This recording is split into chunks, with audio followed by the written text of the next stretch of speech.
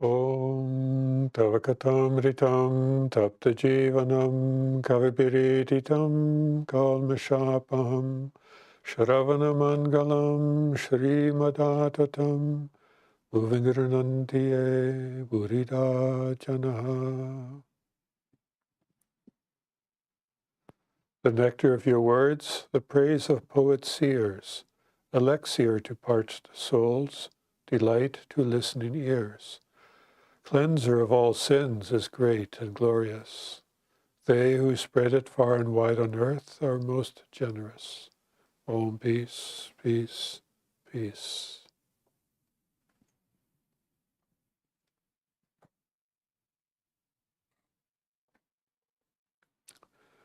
Good evening, friends. We are continuing with the Gospel of Sri Ramakrishna. And for those following us in the book, we are on page 169. So Sri Ramakrishna is having a conversation with Vijay Goswami. And so we will just continue with that conversation. He says, Sri Ramakrishna is speaking, he says, one can get rid of the ego after the attainment of knowledge. On attaining knowledge, one goes into samadhi, and the ego disappears. But it is very difficult to obtain such knowledge. Many times when people are attracted to coming to the Vedanta Society, and after a lot of reading and listening to lectures, they feel attracted by following the path of knowledge, or jnana yoga. So they feel that, that is the path that appeals to me, and that's the path I want to follow. Because it's rational, it makes sense, especially in the West, and to the scientific mind, or the rational mind. But Sri Ramakrishna will be discussing some of the requirements to make that possible. And so now he's continuing. He is saying that it is said in the Vedas that a man experiences samadhi when his mind ascends to the seventh plane. He's referring here to Patanjali's Raja Yoga, which speaks of 7 centers of consciousness, or you might have heard of them referred to as the chakras. So he is saying the 7th plane, that is the highest plane that takes place at the top of the head, or in the brain. So when it is said in the Vedas that a man experiences samadhi when his mind or his consciousness ascends to the 7th plane. The ego can disappear only when one goes into samadhi. So previously, the conversation, when we left off, Sri Ramakrishna was discussing about the ego and how the ego is an upadhi of the soul. In other words, it's a limitation put in the soul, but it's only an apparent limitation. And the ego is one of those limitations. But the soul itself is pure and has no characteristics, no worldly characteristics. So this ego disappears when one goes into samadhi. And where does the mind of man ordinarily dwell? Sri Ramakrishna is asking this question in the conversation.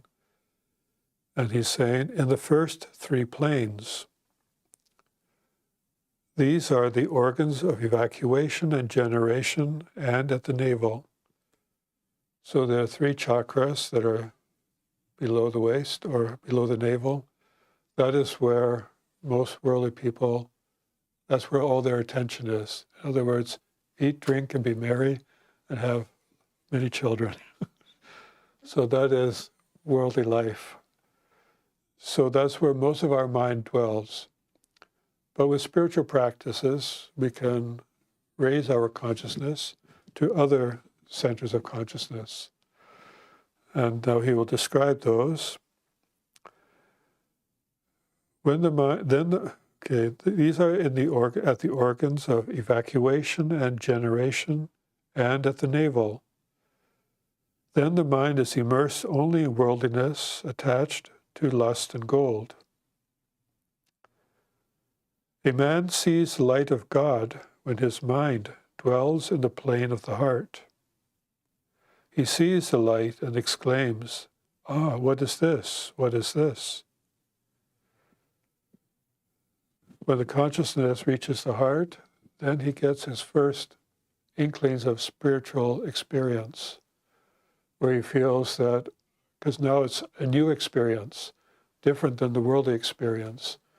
He may have some visions of what his chosen ideal is.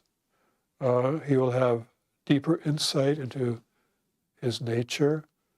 He will have a clear understanding of what this world is, and he will find that more attractive than the world. So he sees this light and he exclaims, "What is this?"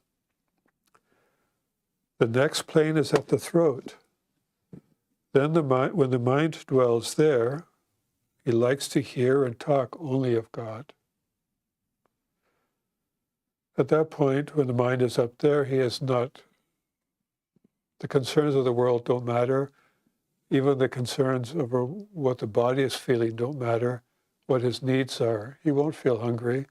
His mind is up here, not dwelling down here. He won't have urges for worldly enjoyment. He only wants to think of God. That is what is attracting his mind now at this point. When the mind ascends to the next plane in the forehead, between the eyebrows, he sees the form of Satchitananda and desires to touch and embrace it. But he is unable to do so. It is like the light in a lantern which you can see but cannot touch. So when his consciousness is up here, he feels that he is in very close proximity of God, but he still has this sense of separation. He's still like witnessing God, or he's witnessing something that he's perceiving still greater than himself. In other words, he's still retaining some sense of individuality, some sense of identity. So here, Swami Krishna is using the example that it's like the light of a lantern. You see the light is projected all around you, but you can't touch the light because there's still a sense of a barrier there. That barrier there is your ego. So when the mind reaches the seventh plane, then the ego vanishes completely and the man goes into samadhi. So when he's finally able to touch that light, the ego is gone, he completely merges in that and loses all sense of individual identity. Now Vijay has a question. He's asking, but what does a man see when he attains the knowledge of Brahman after reaching the seventh plane? The master replies, what happens when the mind reaches the seventh plane cannot be described. Now he uses an example. Once a boat enters the black waters of the ocean, it does not return. This is alluding to the idea that when you see water in the ocean close up, it looks clear. As you look further and further, it looks bluish, and then toward the horizon, it becomes black. And so what happens when the boat reaches the horizon or goes beyond the horizon? So there are theories that, or stories that when boats keep going outward, they don't come back, either because of storm or they have continued some adventure, but they don't come back and they don't tell you what the experience is. So, but an explorer will come back and tell you what they have seen, what they have experienced. But for the ordinary person, once they have gone into that experience samadhi, they don't come back. So once a boat enters the black waters of the ocean, it does not return. Nobody knows what happens to the boat after that. Therefore, the boat cannot give us any information about the ocean.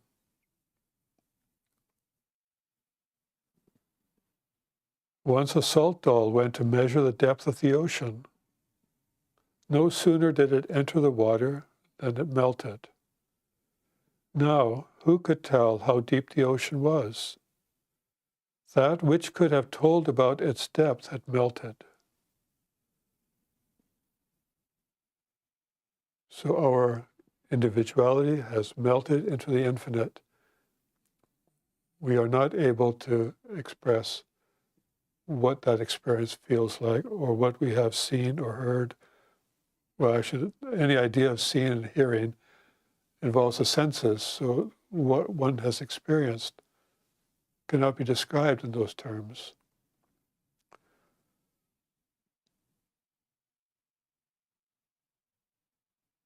So reaching the seventh plane, the mind is annihilated, man goes into samadhi. What he feels then cannot be described in words.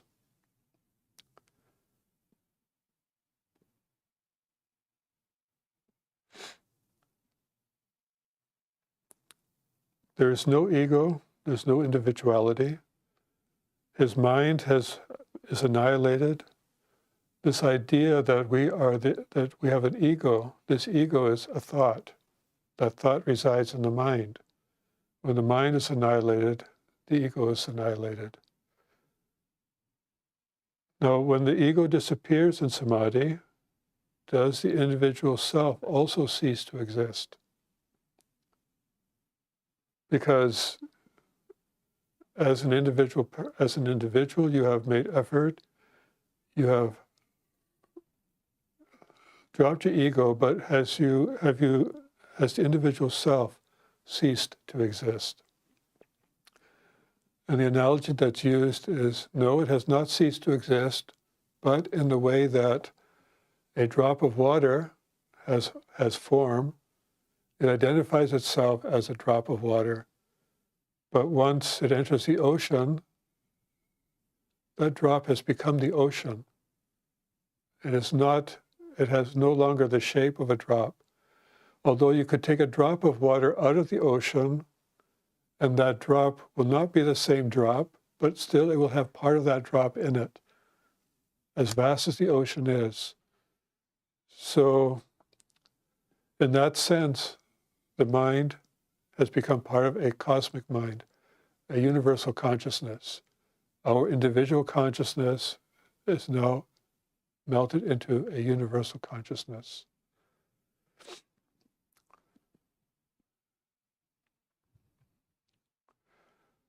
So now Ramakrishna continues, he says, the eye that makes one a worldly person and attaches one to lust and gold is the wicked eye. In another translation, I saw that what he's got here, it quotes the wicked eye. That is how Swami Nikhilananda translated it. But in another translation, it's translated as the rascal eye. I kind of like that translation better because the mind is a real rascal, and it seems to be more my type. So the intervention of this ego creates the difference between jiva, which is the embodied soul, and the Atman, which is the soul itself. Water appears to be divided into two parts if one puts a stick across it, But in reality, there is only one water. It appears as two on account of the stick. This I is the stick. Remove the stick, and there remains only one water as before. So it has always been one water, but the stick there, representing the ego, has apparently divided the water in two, and now the ego recognizes, oh, there's water on this side, there's water on that side. It's recognizing duality. It's recognizing that this water is different from that water. But if you take the ego away, only pure water, only the original water that has always been there remains. So the fact that the ego has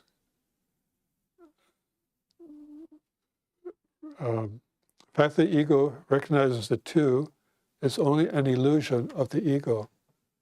In reality, there is no division. There is only the one water.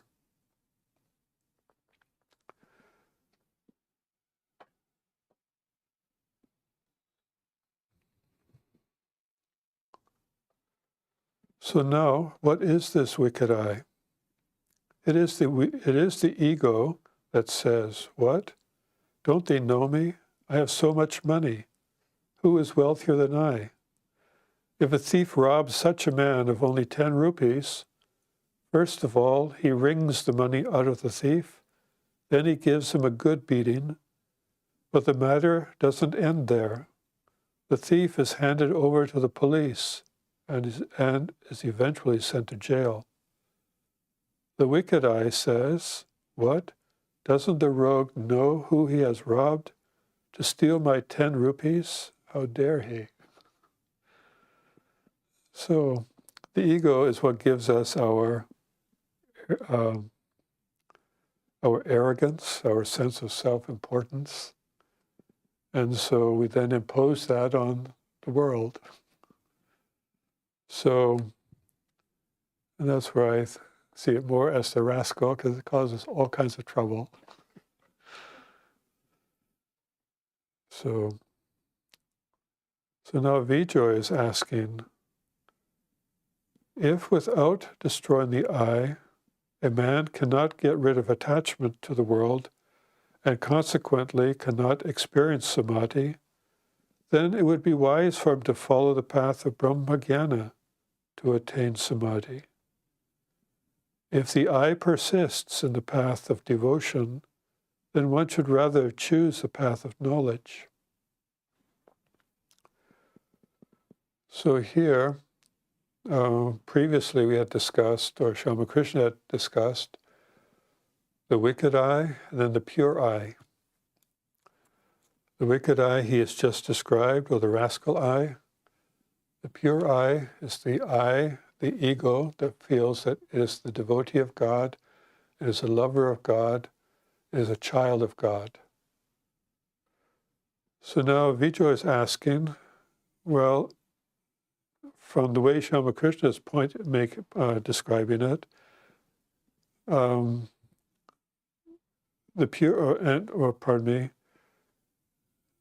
when one retains the pure I, one retains one's ego also. As opposed to following the path of knowledge or jnana yoga, the ego is annihilated. So now Vijay is asking, if without destroying the I, a man cannot get rid of attachment to the world, and consequently cannot experience samadhi, then would it be wise for him to follow the path of Brahmajnana to attain samadhi? If the I persists in the path of devotion, then one should rather choose the path of knowledge. So yes, when one looks upon oneself as a lover of God, a devotee of God, a child of God, a friend of God, any of those attitudes, those are considered pure attitudes. So, but one's ego is retained during that. But during that process, one's ego is getting purified by becoming less and less selfish. It's thinking less of itself and more about serving. I am the servant of God. I am the lover of God. I am a devotee of God. With that attitude, the mind gradually thinks more and more of who that ego is serving and less of itself. But yet the ego is retained. But now Vijay is saying, well, we can get rid of the ego very quickly just by following this path of reasoning and saying, well, let's just get to samadhi right away. Renounce the world, renounce all one's desires. But the thing is that to be able to do that, one needs to have no body consciousness, no sense of body, no sense of mind. That takes there are very few capable of that. Because with that, one is also aware of the world. The body has its needs. So then one is aware of, oh, I need to feed the body. How long can you not feed the body? Well, maybe 21 days, maybe 3 weeks, maybe 4 or 5. But then you might have the desire to drink. So the desire to retain the body only becomes stronger as the more you try to resist. So then it becomes almost impossible for the normal person to follow that path. So that's why Swami Ramakrishna is saying, no, a more gradual path is to think of oneself as a devotee of God, a lover of God, a servant of God, a child of God. So Swami Ramakrishna is saying, it is true that one or two can get rid of the I through samadhi, but these cases are very rare. You may indulge in thousands of reasonings, but still the I comes back. You can cut the people tree to the very root today, but you will notice a sprout springing up tomorrow. Well, that is true in India. You cut down a people tree, that tree is can just overnight sprout up again, just with whatever is touching the ground. So the ego is like that. You can suppress it as much as you want, but in a moment of inattention, the ego comes back in. So how many people can be constantly keep the pressure of the ego down? That is not, no one has this psychological strength to do that. The ego will always want to express itself if it has body consciousness. The question is only where to direct that energy, where to direct the ego. And that is why Swami Krishna then says, therefore, if the I must remain, let the rascal remain as the servant I. As long as you live, you should say, O God, thou art the master, and I am thy servant. The I that feels, I am the servant of God, I am his devotee, does not injure one. Sweet things cause acidity to the stomach, no doubt, but sugar candy is an exception. I think this is more of a belief of the times. Sugar is sugar. So I don't know if that's really applicable here, but that was a customary belief, and so Swami Krishna just quoted that because that was what was understood in that culture at that time. The path of knowledge is very difficult. One cannot obtain knowledge unless one gets rid of the feeling that one is the body. In the Kali Yuga, the life of man is centered on food. He cannot get rid of the feeling that he is the body and the ego. Therefore, the path of devotion is prescribed for this cycle. This is an easy path. You will attain God if you sing his name and glories and pray to him with a longing heart. There is not the least doubt about it. So the Vedas speak of several yugas, 4 yugas, and we are presently in the Kali Yuga, in a world of, I would say, more confusion, more delusion, more attachment. And in that attachment, we have more body consciousness, more ego wants to express itself. So the easiest path then is, for most of us, the path of devotion, where that desire for the ego to express itself is now directed toward God as a devotee, as a servant, or feel that you are a child of God. Doesn't matter what religious tradition, it's just that attitude you have toward God.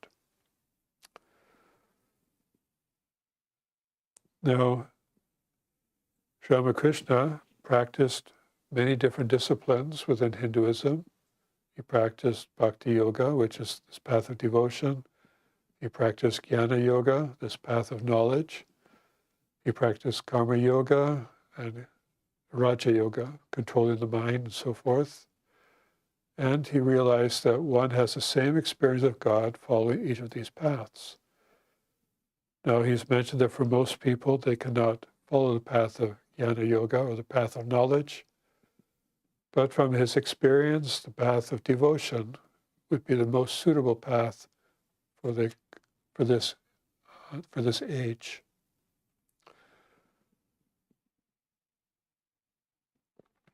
So now he speaks further. He says, suppose you draw a line on the surface of water with a bamboo stick. We're just drawing a line. We're not putting the stick in the water. We're drawing a line on the surface of the water with a bamboo stick. The water appears to be divided into 2 parts. So we see a slight line in the water as the waves separate. But the line doesn't remain for any length of time. The servant eye or the devotee eye or the child eye is only a line drawn with the ego, and it's not real. It's very temporary, but with that ego, it becomes very easy then to experience the reality that all is the water. You're just touching the water over the top. So that's why he says this is the easier path, and one will have the experience when one is ready for it. And then one also realizes that because that line disappears, that as one's ego is directed towards God, one's ego also disappears into God. One loses one's ego in God and then identifies with just God itself. One becomes one with the water. So now Vijay asks again, Sir, you ask us to renounce the wicked eye. Is there any harm in the servant eye? Master, the servant eye, that is, the feeling, I am the servant of God, I am the devotee of God, does not injure one. On the contrary, it helps one to realize God.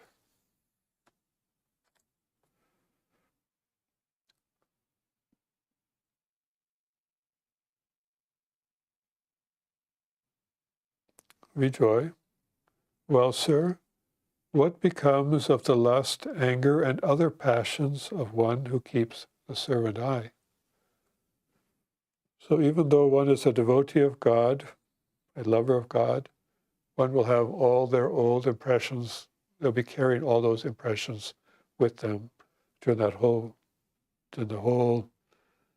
devotion, their spiritual practices.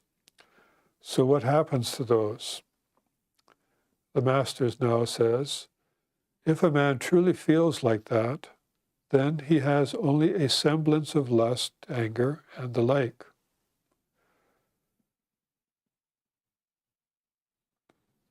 So in previous sessions, Sri Ramakrishna has explained that, yes, one may have lust, one may have anger, one may have all kinds of other emotions, but rather than expressing them towards other human beings and causing them all kinds of misery, one directs their lust toward God or their anger toward God. So when one directs one's lust toward God, one wants to be in communion with God, one wants to be, that is their sole attraction in life. So they feel God is the most beautiful, God is has all the virtues you can ever find in another mate. So you look on God as that. You're angry at God because he doesn't give you spiritual illumination, rather than imposing your anger on because so-and-so didn't give you what you want. So don't express your anger on human beings, on your fellow human beings, and all the other passions that we have. So you direct them, you sublimate them into your attraction to God. All this energy just increases one's love and one's attraction toward God. And the love and attraction you had toward worldly attachments, that drops away. You're moving forward, you don't pay attention to what you've left behind. So if a man truly feels like that, then he has only the semblance. So yes, there will be lust and anger there, but it will be directed toward God, not toward fellow human beings. If after attaining God, he looks on himself as a servant or the devotee of God, then he cannot injure anyone. By touching the philosopher's stone, a sword is turned into gold. It keeps the appearance of a sword, but cannot injure. If you have a sword of gold and you try to hit something with it, it'll just bend and mangle, although the weight of it would cause some damage, but it will not be able to cut like a real sword. It would not be able to kill like a sword can. When a dry branch of a coconut palm drops to the ground, it leaves only a mark on the trunk, indicating that once there was a branch at that place. In like manner, he who has attained God keeps only an appearance of ego. There remains in him only a semblance of anger and lust. He becomes like a child. A child has no attachment to the three gunas, sattva, rajas, and tamas.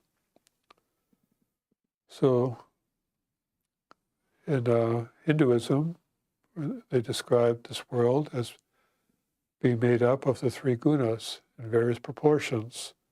Sattva guna represents the peaceful, the sublime, the subtle parts of this world. Rajas indicates the active parts of this world, that which is obsessive compulsive, basically. It's all the activity that keeps this world going. While tamas is laziness, sleepiness, indolence, all the habits we want to overcome that make us lazy. So a child has no attachment to these gunas. He becomes as quickly detached from a thing as he becomes attached to it. You can cajole him out of a cloth worth 5 rupees with a doll worth an anna. Though at first he may say with great determination, "No, I won't give it to you. My daddy bought it for me." Again, all persons are the same to a child. He has no feeling of high and low in regard to persons, so he doesn't discriminate about caste. If his mother tells him that a particular man should be regarded as an elder brother, the child will eat from the same plate with him, though the man may belong to the low caste of a blacksmith. And a child doesn't know hate, or what is holy or unholy. So a child has not been affected by all the trials and tribulations of adulthood, growing up. And so his sense of innocence, he doesn't see difference. He wants everything, he doesn't know hate. Hate is taught or learned or acquired. So even after attaining samadhi, some retain the servant ego or the devotee ego.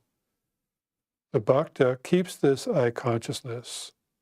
He says, O God, thou art the master and I am thy servant.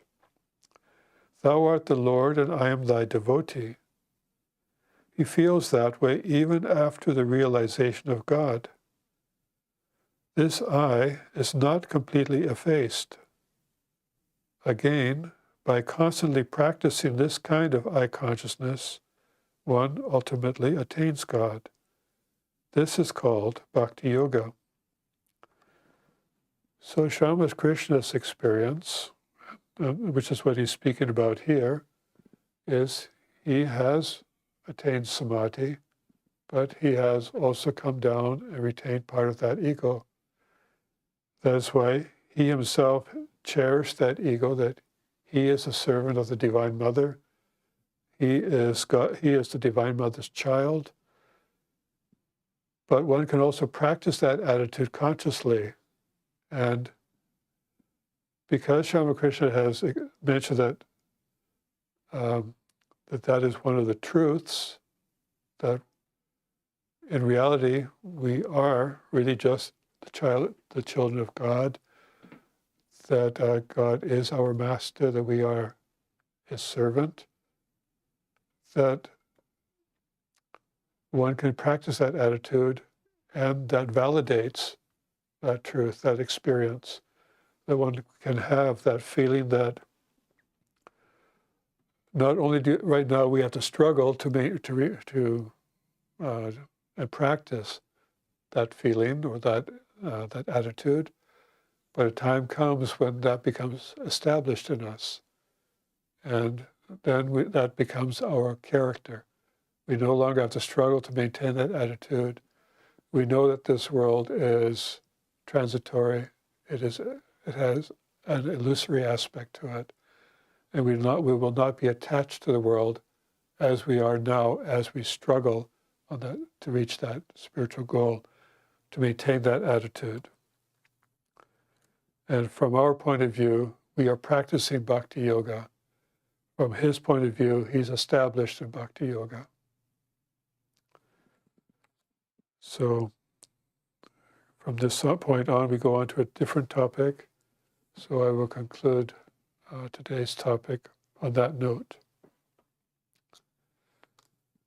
If you have any questions, you're welcome to ask them. You can think about them while I give some announcements. Tomorrow evening, Swami Brahmatmananda, who lives at our retreat property in Arlington, from that location will be, via Google Meet, online, giving a talk on the book Towards the Goal Supreme. It is a book on spiritual practices and devotions, and it is a two-way discussion. It's online, though. And beginning this Friday, Swami Satyamananda we are finished with the householder disciples of Sri Ramakrishna. We completed 4 parts of a discussion on Gaurima.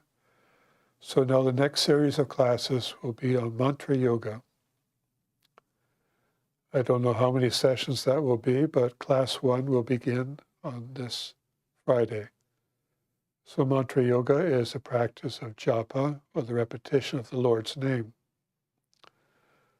That will be at 7 p.m. here in this chapel, and it will be in person and live streamed. This Saturday, we have Karma Yoga for volunteers here in Seattle. That will begin at 10 a.m. and go until about 1 p.m. Sunday, we have a talk coming up. Swami Satyamananda will be speaking on the topic, Character and Spirituality. And that will be followed with questions and answers. either in our library next door or downstairs with tea and coffee in our dining hall. During the lecture, if you have children, you can bring them to our Mother's Children or our Sunday school, and please come 10 minutes before to drop off your children. And Sunday evening, we have Ramnam, the singing of devotional songs to Lord Rama. That will take place here in this chapel. So I don't see any questions in person, none online. So thank you very much for attending. I will conclude with a chant. Om Niranjanam Nityam Anantarupam Bhaktanukampa Dritavigraham Vaye Ishavataram Paramesamityam Tvam Ramakrishnam Shirasa Namamaha. We salute that Ramakrishna who is without blemish, eternal and infinite in forms, who has assumed human form out of compassion for the devotees, who is God incarnate, the Supreme Lord, and who is most worshipful. Om, peace, peace, peace to